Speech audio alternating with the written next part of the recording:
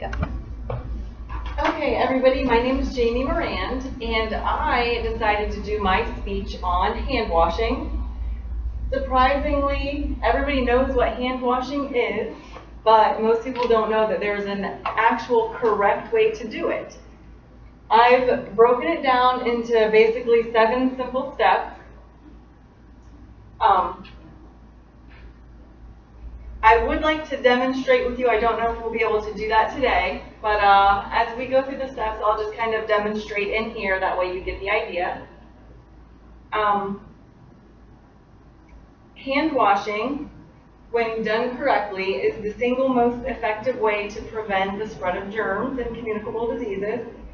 It reduces the spread of infectious diseases tremendously in adults and children. Does anybody in here have kids? Yes? Okay, well, I will tell you, I have a 6-year-old boy, and we've all seen little kids at the store or anywhere we go. What do they do?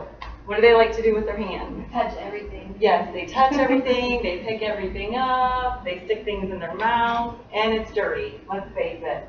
Kids, they don't have the best hand washing skills, and unfortunately most adults don't either.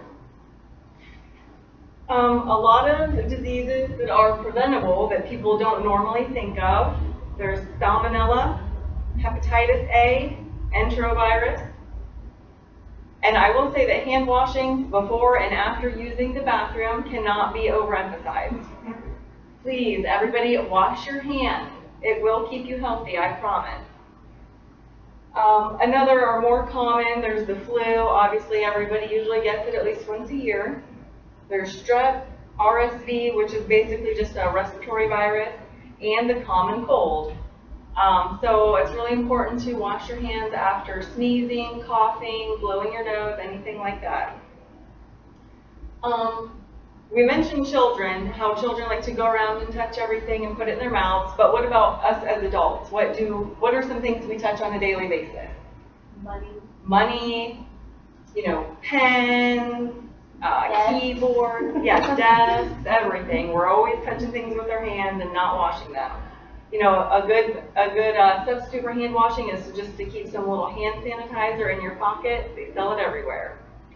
And like I said before, there is an actual proper way to do hand washing. There's 7 simple steps. We already said germs, obviously is what makes people sick. So they need a hose. If you're washing your hands frequently, you're breaking up the barrier, you're breaking up their transmission cycle, so that's going to help. One thing you want to keep in mind is that a lot of germs stay hidden, obviously, under and around the fingernails. You want to keep them short and clean. Artificial nails, a lot of females have those right now. Very common and popular, and it makes us feel pretty. But those are one of the dirtiest things that you can have. When you wear jewelry, just be cautious of rings and watches. Germs like to hide out there in those areas, so you have to be careful. So we're going to go ahead and we're going to go through our 7 easy steps. Hand washing is easy. A couple things you want to remember is to remove jewelry before your hand washing. You want to remember that while you're washing, hit all surface area, clean the fingernails and the nail beds, and while you're washing your hands, it's important to remember to kind of keep your hands pointed downward. Keep your fingertips down into the sink. That way you're not up like this and you're not running the germs back down your hands. You do not want to skip the hand drying portion. You don't want to use a community towel. I think that's pretty self-explanatory. You want to avoid touching the sink and the faucets with your hands. And you do not want to use a damp towel because what do germs like? Moist areas. So that's why we want to avoid that. The items that you'll need for good hand washing hygiene, you'll need water, some gentle antibacterial soap, paper towels. You can use paper towels, a motion activated dryer is best. And if you're using the paper towels, you'll want a waste basket.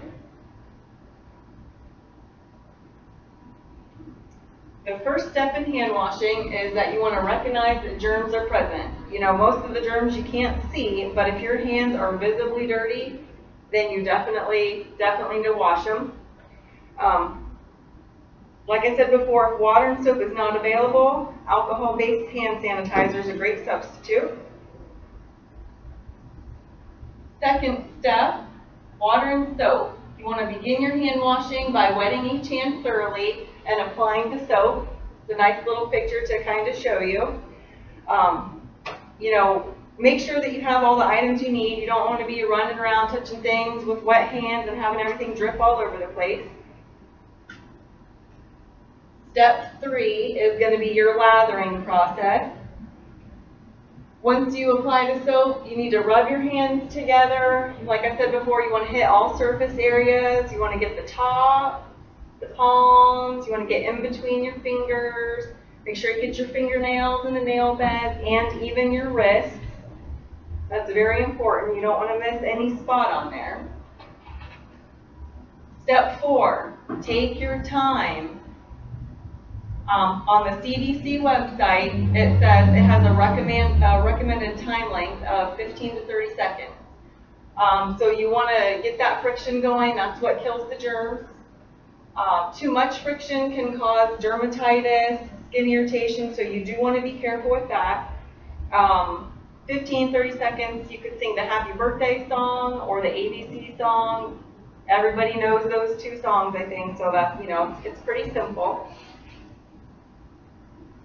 Step 5, you're going to rinse both hands thoroughly. You're going to want to use warm water. You're going to want it warm enough that, you know, it's not scalding you or anything like that.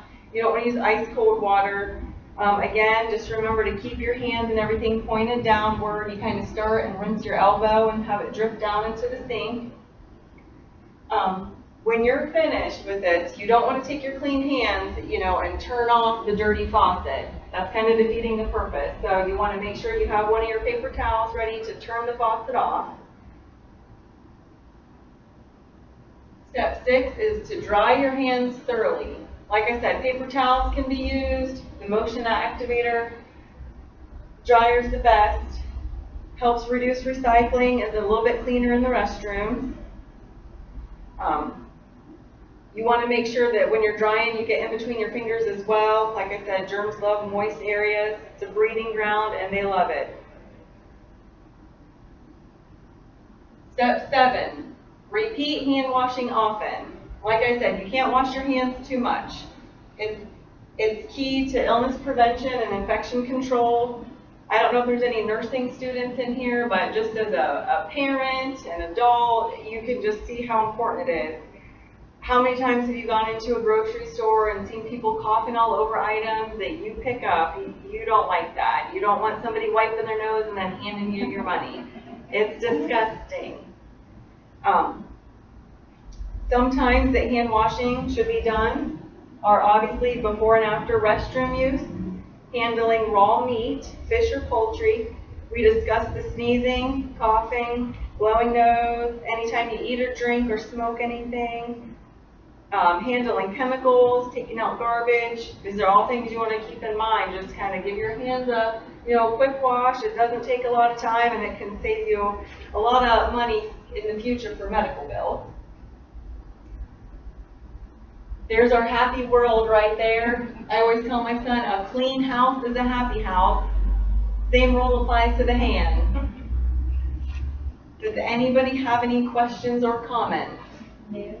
Would anybody like some hand sanitizer, or would like me to demonstrate hand washing, or does everybody have the idea? I think I got the gist of it. All right, great. Thank you so much.